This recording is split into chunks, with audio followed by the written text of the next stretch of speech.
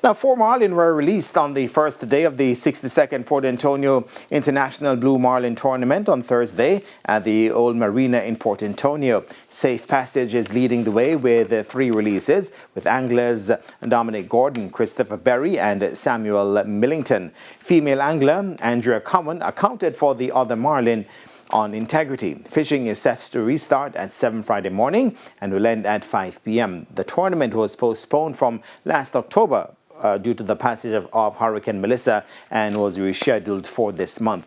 8 boats are participating. And with that, we take a break and come back with your recap. Stay tuned.